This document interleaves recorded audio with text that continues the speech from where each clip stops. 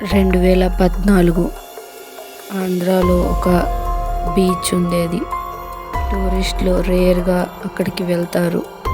Reason, రాత్రి సముద్రం return చేస్తుంది అని లోకల్స్ చెప్తారు. ఒక నైట్ కాలేజ్ గ్రూప్ క్యాంప్ వేశారు. మార్నింగ్ లేచి చూస్తే ఇద్దరు మిస్సింగ్.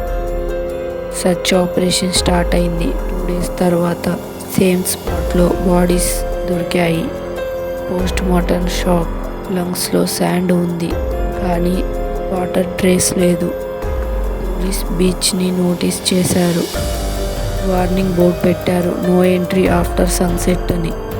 3 వారాల తర్వాత రాత్రి పెట్రోల్లో లైఫ్ గార్డ్కి ఫుట్ స్టెప్స్ వాటర్ నుండి బయటికి వస్తున్నట్టు కనిపించాయి.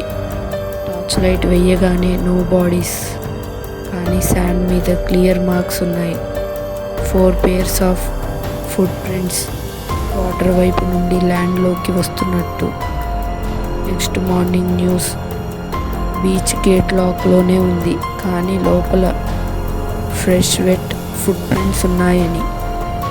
Last lifeguard log entry, normal కాదు, సముద్రం ఈరోజు ఏదో మార్చింది. ఆ బీచ్ ఇప్పటికీ సన్సెట్ తర్వాత క్లోజ్. అది బీచ్ కాదు, రిటర్న్ పాయింట్.